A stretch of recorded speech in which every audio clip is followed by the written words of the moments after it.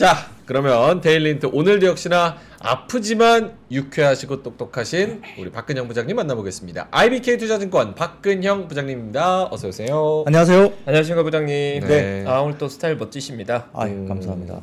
감기 걸리신 모든 분들께 한마디만 해주신다면? 네, 사랑합니다. 사랑합니다. 사랑이죠. 감기 걸린 분들은 근데 서로 멀리 해야 되는 거 아니에요? 사랑합니다 이러면 안으면서 해줘야 되는 건데 아직도 안 나으신 상황이고 네. 주말이 지나면 좀 낫겠죠? 예, 약을 한 5일 이상 지금 먹고 있는데요. 아. 뭐 이번 감기는 되게 오래 가는 것 같아요. 그러면 열이 나거나 뭐 몸이 아프거나 그러지는 않은데 목이 많이 잠기고 이렇게 확실히 조금 뭐 염증 기운이 있는 것 같고요. 뭐 그렇습니다. 근데 뭐 심한 건 아니고 그래도 해야 될 건 해야죠. 네. 네. 부장님이 조금 아프시니까 제가 조금 업돼서 하더라도 살짝만 이해를 해주시면 좋을 것 같습니다. 너무 든든합니다. 네네. 저도 힘을 내서 하겠습니다. 알겠습니다. 자, 오늘 시장 동향, 특히나 막판 1분 패대기 요거 잘 말씀을 해주시면 좋을 것 같습니다. 동향 짚어볼까요? 네, 코스피는 1포인트 상승 출발 보였습니다. 반도체 섹터 부진 속에 낙폭과대였던 2차전지 셀과 양극재 업체가 상승 출발 보였습니다. 자동차와 부품, 그리고 증권, 은행, 통신 장비와 해운, 게임과 음원, 음반, 그리고 엔터, 미디어 등 강세가 특징이었고요.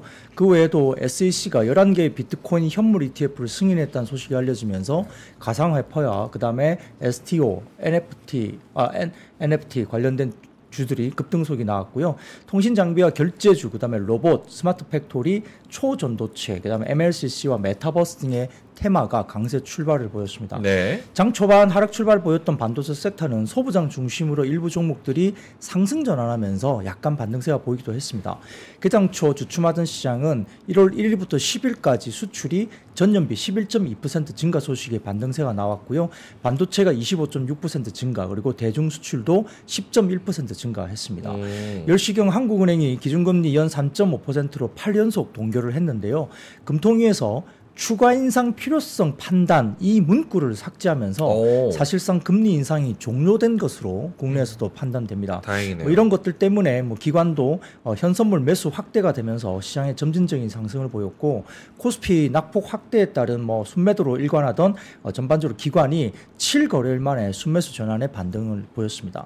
대형주 부진한 흐름 속에서 코스닥 거래대금이 오전장에 코스피 거래대금보다 훨씬 더 7거래일 연속 상회하면서 코스닥 쪽의 개별 종목 중심의 장이 또 계속 연출됐고요. 연기금 자금 유입에 증시 하단을 지지는 했지만 외국인 현선물 매물 압박과 그리고 미국의 CPI 경기 심리 우위에 뚜렷한 반등세는 나타나지 못했습니다. 즉시 이제 개별 이슈에 따른 종목 장세가 펼쳐진 모습이고 외국인들은 코스피에서 전기전자 중심으로 매도가 나왔습니다. 블락딜 이슈가 있었던 삼성전자 매도가 집중됐는데요. 이건 아마 이제 그 전반적으로 블락딜 관련된 물량이 나왔지만은 청약이 이제 굉장히 오버부킹이 됐다고 그래요. 그래서 굉장히 인기가 좋았고 다 물건이 가져갔기 때문에 크게 걱정하실 필요는 없을 것 같습니다. 그렇기도 합니다. 그래서 삼성전자 쪽은 뭐 종가 무렵에 조금 오전보다는 좀 회복을 조금 하면서 마무리가 됐기 때문에 급락은 나오지 않았습니다. 전반적으로 지금 서비스와 증권 등 순매수가 외국인들이 들어왔고요. 코스닥에서는 소프트웨어를 매도했고 2차 전지는 일부 매수했습니다. 기관은 연기금 중심으로 순매수 전환했고 코스피에서 전기전자와 금융, 서비스 매수 들어왔고 코스닥에서는 방송 서비스 외에 대부분은 매수가 들어왔다 볼 수 있습니다. 업종별로는 증권업이 강세였는데 미국의 SEC의 비트코인 현물 ETF 상장 거래 승인 소식에 두나무 지분 보유 중인 하나투자증권이 상한가 기록하는 모습도 보였고요. 뒤이어서 서비스업이 외국인 기관 동반 자금 유입되는 카카오 중심으로 강세했는데 뭐 최근에 뭐 카카오 그룹도 전반적으로 상승세가 전개됐고 뭐 네이버 등도 최근에 좀 모습이 괜찮아서 인터넷 업종이 약간 들썩이는 모습이 최근에 보입니다. 그리고 전체적으로 지금 음식료품이라든지 보험이 가장 부진했고요. 특징주로는 워크아웃 투표하고 있고 아까 말씀하셨던 워크아웃 관련된 이슈가 이제 결정이 된 태형건설이 시스템 리스크 전이 우려가 후퇴되면서 장중 급등세를 보였습니다. 연초 이후에 고공행진을 계속했던 에코프로 머티리얼즈는 외국인 순매도 최상위권에 위치하면서 하락세를 보였습니다. 코스닥은 오히려 외국인 기관 동반 자금이 유입되면서 에코프로 그룹주 강세에 코스피 대비 상대적으로 강세가 전개됐고 미국의 비트코인 현물 ETF 승인 호재에 암호화폐 관련주 강세에 금융업종이 상승세를 보였고 옵티코어가 상한가 그리고 KMW 등의 통신장비 테마도 급등세였습니다. 최근 XR, VR, AR 테마 부각에 강세를 보인 4x4는 LG전자 AI, MR 부분 M&A 기대감 유입에 급등세를 보이기도 했습니다. 요거 막판에 뭐 옵션 만기 때문에 쫙 떨어지고 뭐 마이너스로 끝난 거 어떤 코멘트를 할 수가 있을까요?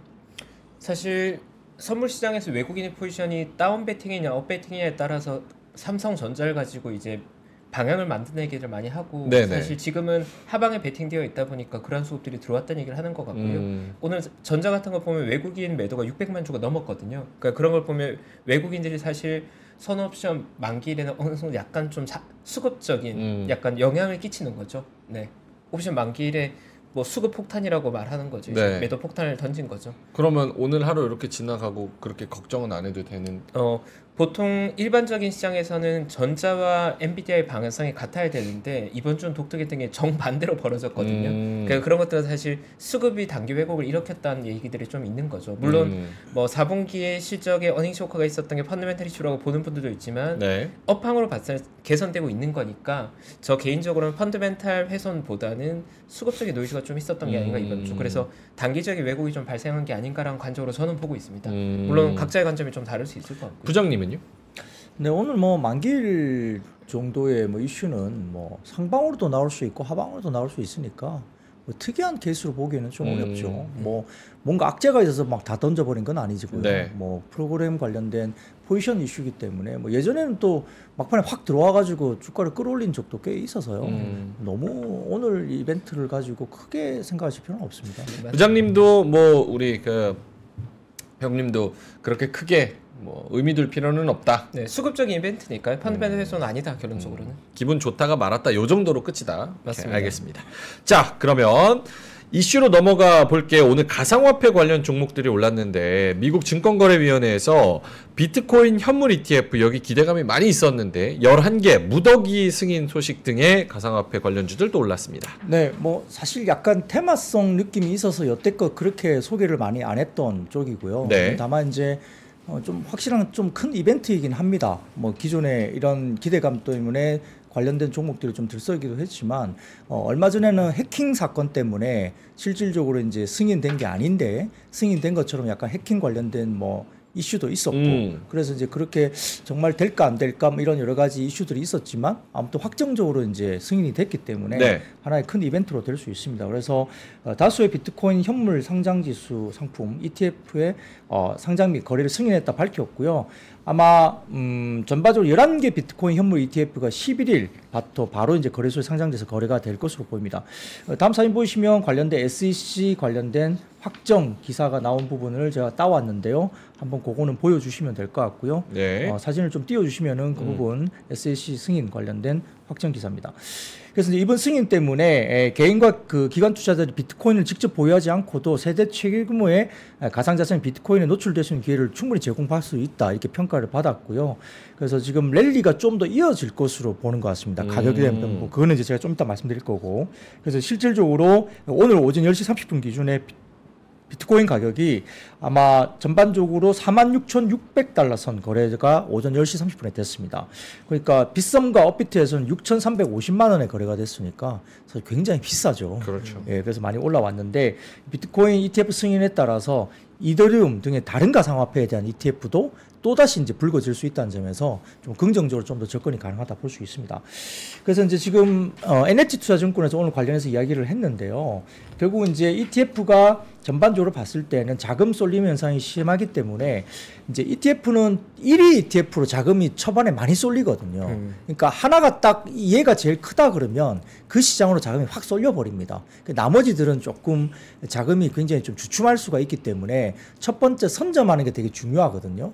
그러다 보니까 ETF가 1위 ETF로 자금 쏠림 현상이 심하기 때문에 초반 자금 확보를 위한 보수 비용 경쟁이 치열할 것이다. NH증권에서 봤습니다. 그래서 현재 자산운용사 빗와이즈가 연 0.2%로 가장 낮은 보수 비용을 책정하고 자산운용사 중에 인베스코라든지 피델리티, 그다음에 빗와이즈, 아크, 그다음에 위즈덤 트리, 그다음에 발키리 등이 ETF 출시 초반에 보수 비용 면제 프로모션을 아마 진행할 것으로 예정되어 있다고 합니다. 사진을 띄워주시면 주요 비트코인 현물 ETF 세부 사항이 나와 있는데요. 수수료나 여러 가지 부분에 대해서는 여기 나와 있는데 신영증권 참고 자료입니다. 예. 이거 좀 보시면 될 것 같고 수수료라든지 프로모션이 들어가는데 아마 일부에서는 아마 아까 말씀드렸던 할인해 주거나 보수 비용에 대해서 뭐 일정 기간 동안 무료로 하거나 약간 프로모션이 세게 들어갈 거로 보입니다.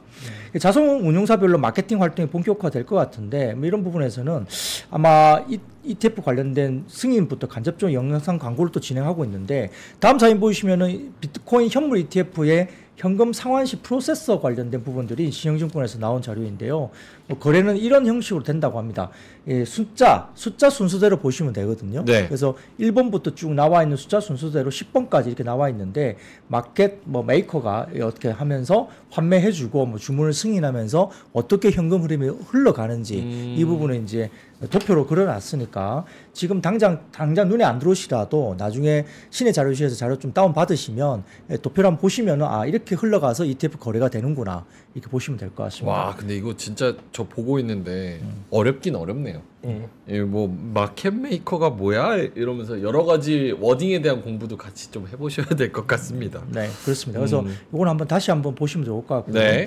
그래서 이제 현재 투자 접근성이 획기적으로 개선되는 점이 일종의 혁신이기 때문에 어쨌든 비트코인 관련된 구글 트렌드 검색량을 참고하면 아마 2021년 수준으로 아직까지는 회복이 안 됐다 이렇게 평가를 했어요. 그러니까 뭐죠? 조금 더 아마 활성화되면서 가격이 더 올라갈 수 있다고 보는 것 같아요. 그래서 이렇게 NH투자증권 평가를 했고요. 그 다음 사진 보이시면은 비트코인 도미넌스라든지 과거 대비 과열 수준이 아니라는 것을 이제 도표로 그려놨습니다. 왼쪽은 비트코인 관련된 도미넌스 쪽을 이제 전체적으로 총 시가총액을 그려놨고 굉장히 많이 올랐죠. 오른쪽 보시면 짙은 녹색이 있습니다. 이게 보면 전반적으로 비율상 과거 대비 과열 수준이 아직은 아닌 걸로. 그러니까 2012년 뭐 그다음에 20년 넘어서도 훨씬 더 높은 이 과열권이 있었던 거죠. 그거에 대해서는 현재 지표가 아직까지 그 과열선을 넘기지 않았기 때문에 여전히 과열 구간은 아니기 때문에 좀 더 이어질 수 있고 그다음에 신영증권에서 역시 이제 이더리움 관련해서 이더리움은 비트코인과 관련 지분 증명 방식이기 때문에 다른 쟁점 사항이 존재해서 비트코인과 같이 똑같이 이더리움의 ETF 승인 과정은 좀 더 험난할 가능성은 있다고 봤지만 그에도 불구하고 단기적으로 올해 5월 중에 ETF 승인 기대감이 아직 남아있기 때문에 뭐 비트코인이나 이더리움 가격 비율도 2022년 5월 이후에 최고치까지 벌어져 있어서 가격 메리트가 있는 상황이라 아직까지는 좀 더 굉장히 관심이 좀 더 집중될 가능성이 있다라고 신영증권에서 평가를 했습니다. 두 분은 어떠세요? 저는 개인적으로 삼성전자도 그렇고 모든 섹터가 다 그런데 이렇게 증권사에서 뉴스를 가지고 그게 이미 벌써 리포트가 나와서 아 이제 괜찮다라고 얘기하고 그런데 포커스가 맞춰지면 단기적 고점을 형성하는 경우가 상당히 많잖아요. 맞습니다. 그래서 지금도 여유가 좀 남아있다라고 하지만 단기적으로는 또 꽤 많이 올랐고 그래서 어떻게 보시는지도 궁금합니다. 어떠세요? 그러니까 저는 언제나 비교적 보수적인 투자 의사결정을 하는 성격이기 때문에 시장에서 이미 핫해진 것, 뉴스화되고 언론화돼서 매수자가 이미 너무 많이 참여한 시장은 접근하지 않는 게 저의 스타일이거든요. 근데 이제 다만 조심스럽긴 하지만 이번은 조금 다르다라고 느껴지는 부분이 있는 건 사실인 게 그래요? 기존의 비트코인 같은 경우에는 제도권 투자자들이 매수하고 싶어도 매수할 방법이 없었어요. 그렇죠. 매수하고자 해도. 그런데 어쨌든 문이 그동안 닫혔다가 문이 처음 열린 거거든요. 근데 그렇게 되면 분명히 앞으로 자산 배분 포트폴리오의 벤치마크에 비트코인이 편입될 가능성이 높다고 저는 봅니다. 예를 들어서 블랙락 같은 곳에서 자산 배분 전략을 하는데 뭐 금도 넣고 은도 넣고 기타 광물 넣으면서 비트코인도 편입할 것 같거든요. 네. 비율은 매우 낮겠죠. 뭐 1% 혹은 2%. 근데 문제는 그 벤치마크를 추종하는 자금이 몇 경단이거든요. 그렇게 본다면 아마도 기관이나 메이저 플레이들이 수급이 발생한 건 저는 맞다고 생각하고 과연 선침에 이미 다 해서 들어갈 게 있겠느냐라고 생각하는 분들 일부 있겠지만 저는 사실 그것과는 좀 다른 관점으로 보는 게 네. 기존에 정식으로 진입할 루트도 없었으니까 저는 약간은 포텐셜이 있지 않을까. 물론 저는 비트코인을 지금 뭐 선호하는 의견은 아니지만 네. 이거는 좀 언론들의 보도가 저는 어느 정도 근거 있다는 입장입니다. 네. 조금 다른 것 같아요. 이렇게 진지하게 얘기하고 있는데 네. 이번은 다르다라고 얘기할 때가 고점 신호라고. 맞아요. 저도 제일 싫어하는 말이 이번엔 다르단 말을 제일 싫어합니다. 네. 오케이. 아니 뭐 생각은 여러 가지. 그렇게 말씀하시면 뭘 좀 아시는 분이에요. 뭘 좀 아시는 분입니다. 여기 다 맞습니다. 들어와 계신 분들 똑똑하니까. 네. 부장님한테는 자켓님이 질문이 있다고. 비트코인 ETF 이미 기관들이 많이 담았나요? 궁금하네요. 이렇게 얘기를 하는데 이거 어떻게 흘러가는 겁니까? 글쎄요, 저도 기관이 담았는지까지는 확인할 길은 없죠. 네. 저한테 포트폴리오를 직접적으로 보여주면서 확인시켜 주지는 않으니까 알 수는 없고요. 다만 이제 조금 투자 아이디어만 좀 드리자면 아까 말씀드린 것처럼 이제 공식적인 승인이 난 게 어쨌든 역사상 좀 의미 있는 이야기가 되는 거잖아요. 예. 그래서 이제 아까 이더리움까지 기본적으로 기대감이 남아 있기 때문에 아까 5월이라고 말씀드렸죠. 그 기대감이 남아 있으니까 상반기 중에 기대감이 좀 더 증폭될 가능성은 아직은 좀 여유가 있지 않을까 뭐 조심스럽게 생각을 해보고 물론 이제 먼저 선반영된 부분이 분명히 있기 때문에 출렁임이 있을 수는 있습니다. 근데 이제 조금 투자적인 관점에서는 이제 비트코인이나 이런 것들이 굉장히 강해지면 아까 뭐 STO라든지 NFT 관련된 종목들도 개별 종목군들이 또 들썩일 수 있고 그런 게 들썩이니까 최근에 마침 또 결제주가 조금 움직이잖아요. 그런 것도 영향을 받을 수 있고 그다음에 이제 NFT나 이런 것들이 또 움직이면 약간 게임주도 살짝 걸치면서 좀 약간 흔들릴 수 있고요. 전반적으로 움직임이 있을 수 있고 조금 더 나아가서는 지금은 잘 움직이지는 않지만은 보안업종 같은 경우도 좀 더 강화될 가능성이 있죠. 그래서 보안 관련된 부분들도 부각이 될 수 있기 때문에 전반적인 투자적인 관점에서는 아이디어를 좀 가지고 확산에 대한 어떤 대비를 좀 투자 관점에서 한번 면밀하게 좀 볼 필요는 있다. 이런 생각을 해봅니다. 조금 더 넓은 시각으로 여기에 영향을 받아서 또 올라갈 수 있는 주식들을 찾아보면 그렇죠. 확산되는 게 분명히 있을 거예요. 그 비트코인이 올라가면 그와 연관된 확산된 테마군이 또 생기거든요. 우리가 잘 봤지 않습니까? 반도체도 하나만 올라가는 게 아니라 관련된 테마군들이 계속 확산되면서 올라갔기 때문에 뭐 그럴 가능성도 좀 있지 않을까? 비트코인만 한 번에 계속 올라가는 게 아니죠. 예. 오케이, 알겠습니다. 여기 잡아봐 가능하다면 님께서 여기 계시는 분들 이제 전고점 부근에서 고점 돌파했다고 뉴스 나오면 살까 하면서 들어온다. 오늘 클로징벨에서 민티윤이 업비트 계좌 개설하고 있더라고요. 네. 그러니까 조심하시기 바랍니다. 아, 약간 시그널은 좋지 않군요. 시그널은 좋지 않군요. 단기 고점 신호 나왔죠. 휴먼 인덱스. 자, 알겠습니다. 자, 그러면 다른 이슈로 넘어가 볼게요. 아, 증권주 오랜만에 얘기하는 것 같은데 하방 리스크는 제한적이다 이런 분석이 또 나왔습니까? 네, 뭐 제가 마감 시험하면서 증권 업종 이야기는 거의 뭐 안 드렸던 것 그쵸. 같고 뭐 은행은 조금 이야기를 했고 증권 업종은 최근에 이제 약간 말씀드린 것은 태형건설 이슈 때문에 여러 가지 PF 관련된 부담이 어느 정도인지 이런 것들을 다른 이야기를 하면서 태형건설 말을 하면서 뭐 은행이나 증권 그다음에 캐피탈사 이런 쪽에 PF 관련된 부담감 이런 것들에 대한 자료를 조금 언급드린 적은 있었던 것 같습니다. 근데 이제 오늘 삼성증권에서 이제 다운사이드 리스크가 좀 제한적이지 않느냐라는 분석 리포트를 증권업을 냈고요. 일부 증권사가 좀 오르기도 했는데 4분기 대규모 일회성 비용 반영에 따른 어닝 쇼크가 예상되긴 합니다만 주가에 좀 선반영돼 있어서 다운사이드 리스크가 상당히 좀 낮다 이렇게 평가를 한 것 같습니다. 그래서 사실 뭐 저희 증권사도 그렇고 여러 증권사들이 아마 작년 연말에 아마 여러 가지 그 손실 부분을 좀 다 반영해서 재무제표에 작년으로 다 떨어내는 걸로 봤거든요. 네. 그래서 뭐 채권 부분이라든지 여러 가지 뭐 PF 부분이라든지 이런 것들을 작년에 좀 꽤 많이 반영을 한 것으로 저도 알고는 있습니다. 그래서 그런 것들이 좀 작년에 어느 정도 이제 반영을 해서 올해는 약간 좀 벗어나는 쪽으로 좀 보고 있지 않나 보고요. 첫 번째 사진 띄워주시면은 일평균 거래 대금과 개인 비중인데 최근에 좀 주춤하면서 작년 연말쯤에 8월 이후에 좀 주춤하면서 내려갔던 거래 대금이 전반적으로 다시 한번 조금 살아나는 분위기로 가고 있고 막대 그래프 보시면 왼쪽에 회색 그래프가 그렇습니다. 그리고 파란색이 이제 개인 거래 대금이 이제 있는데 개인 거래 대금 비중이 올라가면 아무래도 이제 특정 증권사 우리가 뭐 잘 생각할 수 있는 몇 개 증권사들의 거래 비중이 늘어나면 수수료가 늘어나겠죠. 그래서 거래 대금 관련된 부분에서 어느 정도 증권업의 일부 증권사들은 상당히 좀 수혜를 볼 수 있는 가능성이 있고요.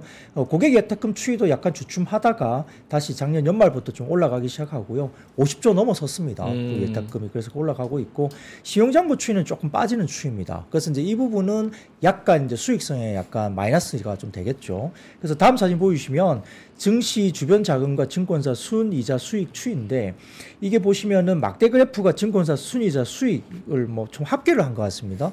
그래서 지금 작년 1분기에 뭐 아주 안 좋았고 2, 3분기가 좀 올라오는 부분이고 4분기 약간 주춤하는데 이 파란 색깔 선이 이제 고객 예탁금이 조금 빠지다가 이제 약간 올라가는 모습을 보이고 있는데 네. 역시 이제 이 약간 붉게 보이는 이 선이 신용 공여 잔고입니다. 신용이 좀 빠지다 보니까 고객 예탁금 증가하면서 여러 가지 부분에서 이제 수수료 부분이 좀 올라가는 게 좋아 보이지만 이자 손익이 이제 하락하겠죠. 신용 공여 잔고가 줄어드니까. 그래서 전반적으로 어떤 수익 부분, 순이자 수익은 살짝 회복하는 국면에서 조금 빠지는 그런 쪽으로 이제 평가를 한 것 같습니다. 그래서 삼성증권에서도 아마 다운사이드 리스크는 조금 제한적이라고 말은 했는데, 네. 근데 결국은 이제 결론적으로는 증권 업종에 대해서는 삼성증권에서도 이제 중립 의견을 냈거든요. 중립 의견은 매수 의견보다는 조금 더 보수적으로 보는 겁니다. 그래서 추후에 부동산 PF 관련된 부실 사업장 정리 과정에서 일부 수익의 회복 저하 가능성도 상반기까지는 좀 부담 요인이 있을 수 있다, 이렇게 평가를 했기 때문에 네.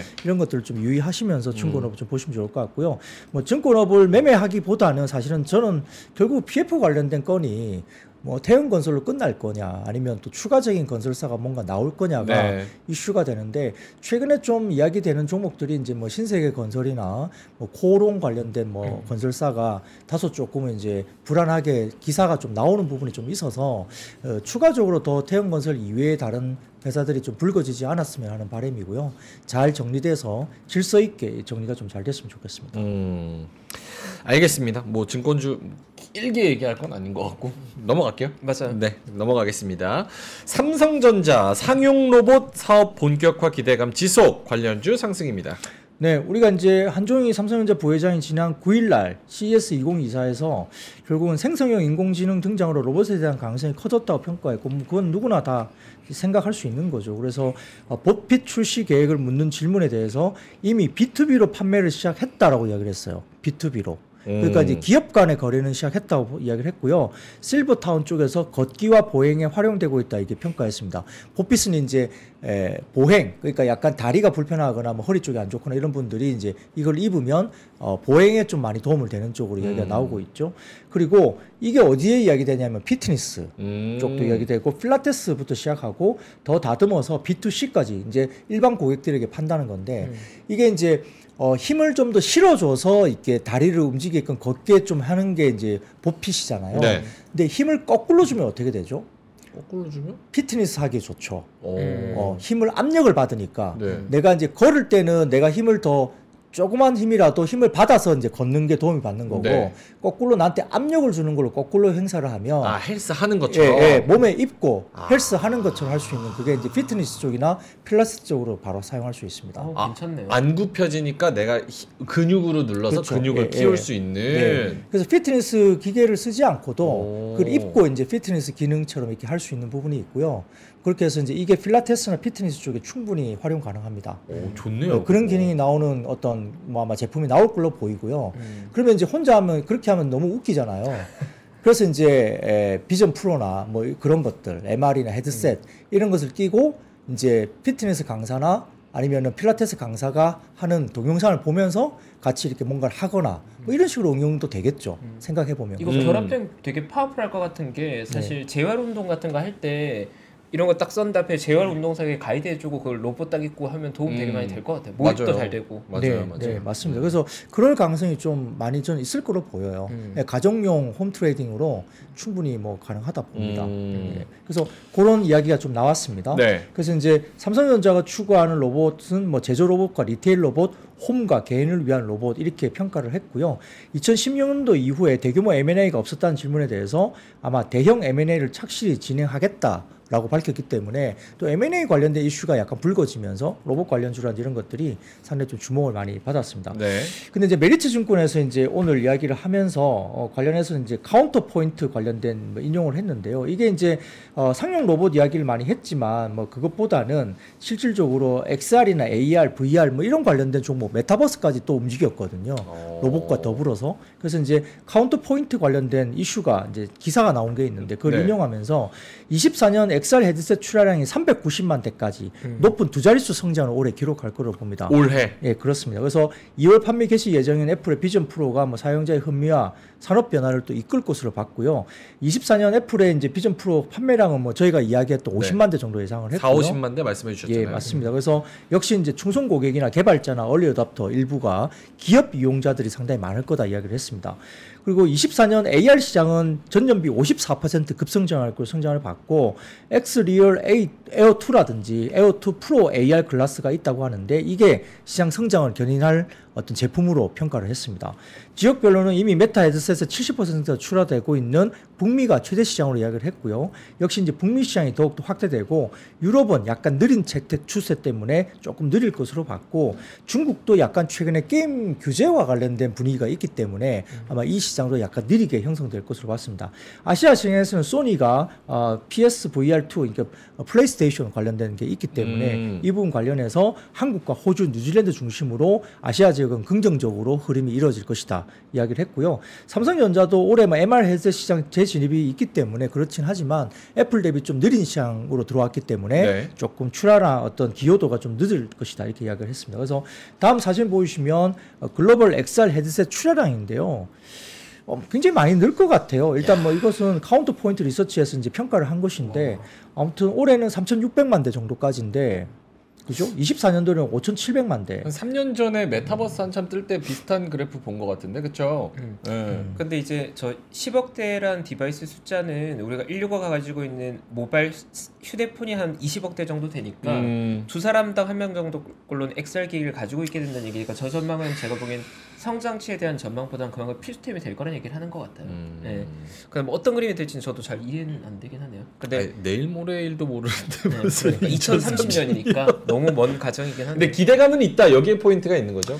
네, 뭐 제품이 이제 명확하게 나오고 그다음에 이제 제품 출시를 하는 회사가 한 곳뿐만 아니라 여러 곳이 있죠. 그렇죠. 그리고 가격 경쟁력이 가장 문제인데 이제 가격을 어떻게 커스터마이징해서 일반인들이 쓸 수 있는 가격까지 내려오느냐의 문제이고 이제 비전 프로는 지난번에 뭐 모형을 보셔서 알겠지만 뭐 집에서 쓰는 이제 혼자 써서 보는 그런 기계에 국한될 가능성이 있죠. 네. 그걸 쓰고 돌아다니는 좀 힘들고요. 근데 이제 지난번에 레이벤 메타 관련된 그 선글라스도 보여드렸지만 뭐 어느 정도의 좀 기능을 낮추고 범용 제품 형식으로 해서 선글라스 제품이라든지 이런 약간 정말 활용도가 있는 제품으로 낸다면 뭐 충분히 가격만 괜찮다면 저도 사지 않을까?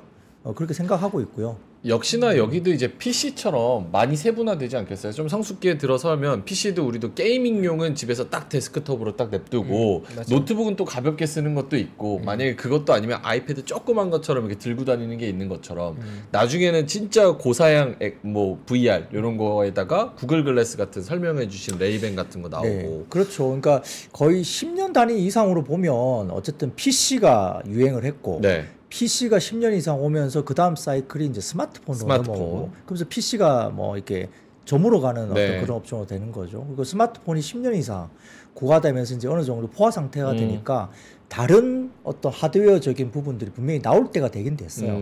그래서 이제 뭐 소위 말하는 우리 예전에 그런 생각도 했잖아요. 이렇게 우리 스마트워치가 나오니까 예, 독수리 오용제처럼 뭐 이렇게 막 무선 통신하고 그런 것도 사실은 실제 상상을 해봤지 않습니까? 그렇죠. 뭐 근데 그런 기능이 지금 되는 건 아니지만 그런 식으로 어쨌든 하드웨어는 진화를 하는 거죠. 애플워치 뭐 되지 않아요? 모르겠어요. 전 운동하다가 이걸로 통화 자주 합니다. 독수리 오형제는? 네, 휴대폰을 안 가지고 운동 나가도 여기로 전화가 들어오거든요. 통화하죠. 네. 그러니까 이제 그런 것들이 이제 상상이 결국은 현실화되는데 어쨌든 하드웨어적인 포화가 되면 새로운 하드웨어 시장을 열기 위해서 어쨌든 제휴사들은 노력할 수밖에 없습니다. 그래서 먹거리가 생기니까. 그쵸. 그렇기 때문에 없던 시장을 만드는 것은 제휴사들이 엄청나게 노력을 할 거예요. 근데 그게 어쨌든 시작이 되는 것들이 지금 AR, VR, 뭐 MR 헤드셋 이런 쪽이 열리는 거고요. 충분히 저는 뭐 그 방향으로 굉장히 좀 생각보다 빨리 와 있다 이런 생각도 듭니다. 오케이. 알겠습니다. 뭐 보필 말씀하신 것도 결국 이거 쓰는 거 나중에는 촉감에 대한 문제가 남아 있잖아요. 연구 개발도 많이 하고. 뭐 일부에서는 뭐 냄새도 맡는다. 네. 별게 다 뭐 이야기는 되더라고요. 사실은 뇌 자극이기 때문에 보핏 쓰고 뭔가 뭐 전투하는 그런 게임 한다 그러면 여기 실제로도 또 엄청 느낄 수도 운동되겠죠. 있고 누가 때리면은 또 이렇게 로봇이 딱 눌러주기도 하고 막 이러면. 근데 이제 어떤 분이 말씀하시는데 사실은 그 기획사들, 엔터 기획사들이 많이 활용할 수 있어요. 그 라이브 콘서트를 그렇네요. 현장에서 가는 분이 있고 온라인 접속해서 이렇게 그 눈앞에서. 기계를 쓰고 이렇게 뭐 현장을 못 가더라도 이 가격을 지불하고 이 기기를 쓰고 현장 라이브처럼 이렇게 볼 수 있는 그렇죠. 동시간대에 아티스트가 물 뿌리면 물 쫙 나오고 기계에서 젓고. 그 4DX일 것 같고요.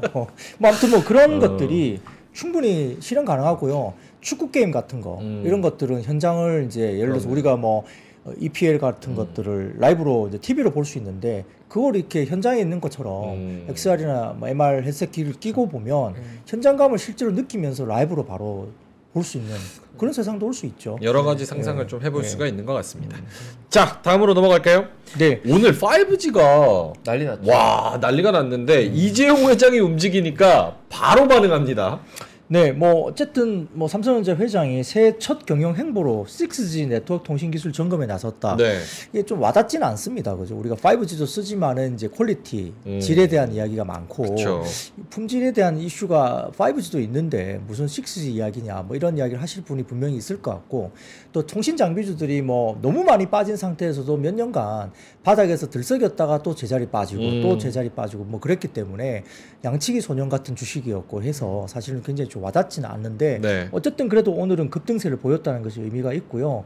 결국 이제 6G 통신기술 개발 현황이나 국제기술 표준화 이런 것들에 대해서 삼성이 좀 첫 해 새해부터 좀 챙겼다 이런 말은 하니까 좀 오늘은 뭐 일단은 좀 관심을 받은 것 같습니다. 근데 사실 이게 이어질지는 저도 사실은 좀 이렇게 장담하기가 좀 어렵고요. 업황이나 이런 것들에 대해서 좀 확실하게 말씀드리기가 좀 어려운 부분이 분명히 있습니다. 근데 오늘 워낙 이제 주가가 급등했기 때문에 말씀을 안 드릴 수는 없고 다만 이제 이 하나증권이 이제 이 통신장비 업종에 대해서는 이제 커버리지를 많이 했던 주 이제 리서치 쪽이잖아요. 담당 애널리스트 분은 상당히 몇 년간 상당히 고충이 좀 심했을 것으로 개인적으로는 그렇게 판단이 됩니다. 워낙 이제 리포트를 쓰신 분인데 너무 오랫동안 힘들었기 때문에 아마 개인적으로도 좀 힘든 시간이었지 않을까 뭐 그런 생각을 해보는데요. 이제 2024년 올해에 주파수 경매 가능성에 대한 이슈를 이야기를 하면서 최근에 언급을 좀 한 게 있습니다. 네. 그래서 올해에 주파수 경매가 있을 수 있는데 아마 뭐 국내 같은 경우는 SK텔레콤이 3.7GHz 대역 주파수 할당을 요구했기 때문에 5G 주파수 경매 가능성이 불을 지폈다 해서 아마 통신 3사가 새롭게 경매가 들어갈 것으로 봤고요. 그 다음에 이제 글로벌로 봤을 때도 미국에서도 AT&T나 보라이즌 외에 다수 참여자가 경매에 참여하면서 3GHz 대역과 더불어서 4GHz와 7GHz 대역의 주파수 할당이 올해 추진될 것으로 이야기했습니다. 그리고 4GHz와 7GHz가 6G 그러니까 표준 주파수로 선정이 됐기 때문에 7GHz가 아마 UAM용으로 주파수로 또 거론되고 있어서 만약에 할당이 실제 된다면 시장의 주목을 충분히 받을 거다 이렇게 네. 생각을 했습니다. 그렇기 때문에 다음 사진 보시면은 아마 3.5기가와트 그 다음에 3.7GHz 이런 부분에 대해서 각 주파수별로 어떤 게 할당되는지 그러면은 3.5와 3.7은 5G 커버리지 확대용이고 5에서 10GHz는 6G 커버리지 확대용 그 다음에 5GHz는 자율자동차. 예, 그다음에 UAM은 7GHz 이렇게 각각 주파수 대역이 있거든요. 이게 이제 경매가 올해 국내뿐만 아니라 글로벌 미국에서도 활발하게 이제 경매가 진행된다 이렇게 봅니다. 그래서 아마 통신 장비주들은 새로운 주파수 할당, 뭐 경매 이런 것들이 아마 주가의 상승기를 맞이했던 과거가 있었기 때문에 올해 이게 역시나 이제 실제로 주파수 경매가 된다면 통신 장비주가 좀 움직일 수 있다. 이렇게 최근에 리포트를 냈거든요. 그래서 이런 것들 좀 보시면서 글쎄요, 실제로 정말 이어질지 한번 뭐 지켜볼 필요가 있겠습니다. 근데 이제 누구라도 다 이제 안 될 거야, 안 될 거야 할 때 훅 가버릴 수도 있거든요. 그쵸. 워낙 많이 빠져 있고 빈집이잖아요. 네. 빈집이니까 뭐 기간이나 외국인도 좀만 땡기면 바로 뭐 50% 100%는 주가가 나올 수도 있는 거죠. 두 분은 어때요? 지금 이 5G, 6G 맨날 얘기 나오는데 지금 뒤통수 맞은 게 아예 뭐 지금 뒤통수가 없어지게 생겼으니까 이번 오늘 오른 거 반짝입니까? 아니면 진짜 기다릴 좀 걸어봐도 됩니까? 전 아직 좀 조심스러운 것 같아요. 네, 전 조심스럽습니다. 부장님. 네, 뭐 실적단으로 아직 들어온 건 아니죠. 주파수 경매가 통신 장비로 실적단으로 나온 건 아니잖아요. 근데 이제 경매 이슈는 이제 모멘텀일 거예요. 아마 모멘텀일 거고 일부 종목은 실적이 좋은 종목도 일부 있고 아직도 좀 허덕이는 통신 장비주가 아직 있기 때문에 네. 전체적으로 뭐 완전히 주도 섹터로서 막 치고 나가기에는 과거처럼 그렇게 스토리는 되지 않는데 근데 워낙 많이 빠진 상태에서 어떤 모멘텀이 나왔을 때는 네. 단기적으로 강한 반등세가 한 번 정도는 나올 수 있다. 이런 뭐 트레이딩 관점에서 한번 뭐 기회를 보는 것이고요. 역사적으로 이렇게 최근 들어서 1, 2년 사이에 지속적으로 좀 연속성으로 이어지면서 올라간 적은 별로 거의 없었기 때문에 네. 조금 조심스럽게 뭐 다가갈 필요는 있다 이렇게 보입니다. 알겠습니다. 마지막으로 한 1, 2분 정도 있는데 미용기기에 어떻게 가볼까요? 네, 좋습니다. 자, 다음 첫 번째 사진 보여주십시오. 이게 이제 국내 홈뷰티 브랜드인데요. 이게 뭐 APR이라는 회사가 이제 상장을 예정하고 있답니다. APR? 이게 예, 홈 미용기기, 홈케어 미용기기를 하는 회사인데요. 이 보시면은 지금 뭐 동국제약도 이제 마데카 프라임도 있고 이렇게 쭉쭉 있는데 저는 개인적으로 이 홈케어 이 미용기기는 사실 그렇게 효과가 있을까라는 생각을 개인적으로는 해봅니다. 이게 약간 뭐 주파수 이게 뭐 이 여러 가지 레이저 부분들이 이제 세포에 어떻게 침투하는지 이런 것들도 되게 좀 어렵기 때문에 이 작은 기기 가지고 약간의 케어가 될지는 모르겠으나 이게 확연하게 보이는 어떤 효과를 내기에는 저는 좀 제한적이다. 개인적으로 그렇게 생각합니다. 그렇긴 한데 어쨌든 지금 홈케어 시장이 이렇게 6개 제품 중심으로 상장사 5개 회사가 있고 그다음에 이번에 APR라는 회사가 이렇게 들어옵니다. 그래서 이런 것들 때문에 기대감이 좀 있다 이야기를 했고요. 다올투자증권에서 최근에 이제 관련된 이제 리포트를 내기도 했는데 예. 관련해서 이제 EBD 그러니까 에너지 베이스드 디바이스죠. 이런 에너지 기반의 미용기기가 최근에 성장을 하면서 굉장히 좋은 상황인데 홈뷰티 기기의 주요 적응증에 관련해서 아마 이게 상장이 된다면 미용기기가 좀 더 주목을 받고 관련된 섹터가 움직일 수 있다. 이제 장문의 리포트를 냈습니다. 그래서 이제 일부 이제 상장사 가운데에서 제이시스 메디칼에 대해서는 4분기 컨센서스는 컨센서스 대비 실적은 부합을 할 것이다 평가를 했고요. 목표 주가도 16,000원 상향 조정되는 리포트를 냈습니다. 올해 같은 경우 북미하고 일본형 포텐자 제품과 덴서티 프리미엄 제품 덴서티 신규 판매 호조가 이룰 것이고 작년에 60억 규모의 일회성 비용이 있었는데 그게 올해 제거되면서 올해 이익단이 상당히 높게 형성될 것이다 이야기를 했고요. 두 번째로 클래시스는 4분기 컨센서스는 좀 컨센 대비 실적이 하회할 것으로 봤습니다. 네. 그리고 46,000원 정도 목표가는 유지했는데 올해 1월 달에 클래시스가 홈케어 신제품이 나온다고 합니다. 그리고 4월 달에는 볼륨어 브라질 출시인데 브라질 같은 경우는 큰 회사, 큰 네. 나라입니다. 남미 쪽에 가장 큰 나라이기 때문에 이쪽 관련해서는 이벤트가 될 것 같고 이르도와의 시너지가 기대된다 했고 원택 같은 경우는 4분기가 컨센서스를 하회할 것으로 역시 봤습니다. 그래서 15,000원으로 원택은 목표 주가를 하향 조정했습니다. 다만 올리지오 기반의 해외 확대 주목했고요. 한 가지 더 중요합니다. 네. 다음 사진 보여주시면 이게 뭐냐면 비올이 원래 지금 특허권 지금 관련된 소송을 하고 있습니다. 소송하고 있었죠. 예, 그 비올이 여러 다른 미용기기 회사들하고 소송을 하고 있는데 이번에 1월 10일 길자로 루트로닉이 이제 소송 합의가 되면서 합의 기업들이 많이 늘어났습니다. 네. 남아 있는 게 지금 제이시스 메디칼하고 이루다 정도인데 아마 곧 합의가 1분기 정도의 가압 평가가 나올 거기 때문에 조만간 형성이 될 텐데 제이시스 메디칼 같은 경우는 비올 측하고 기술 양의 각서가 있는 것으로 확인됐습니다. 네. 그렇기 때문에 아마 이 부분에서 아마 로열티 부분이나 이런 부분에 대한 줘야 되는 어떤 그런 의무가 없을 가능성이 높다고 편성되고 있고 그래서 특별한 이슈 없이 아마 끝날 것으로 보는 것 같고요. 이루다나 다른 회사들은 아마 이런 양의 각서가 만약에 없다면 네. 로열티를 줘야 되는 상황이기 때문에 올해 좀 실적 감익도 혹시 나올 수도 있다 볼 수도 있습니다. 역시 미용 의료기기 할 때는 제일 생동감 있게 그러니까요. 캐스터처럼 맞습니다. 중계해 주시는 우리 박근영 부장님. 자, 알겠습니다. 오늘도 데일리인트 여러 가지 시장에 있었던 이슈들 리포트까지 같이 첨가를 해서 전해주신 우리 박근영 부장님은 여기서 인사를 드려야 될 것 같습니다. IBK 투자증권 박근영 부장님이었습니다. 고맙습니다. 네, 고맙습니다. 감사합니다. 세계 최대의 테크쇼 CES 2024 3프로TV 취재팀이 미국으로 떠납니다. 기업 여러분도 함께 가시죠. 아, 시간과 비용이 부담이라 못 가신다고요? 그래서 3프로TV가 준비했습니다. CES 2024 총정리 끝판왕 3프로TV 영상 리포트. 정확하고 확실한 3프로TV 영상 리포트를 만나보세요. 관련 문의는 하단 메일을 참고해주세요.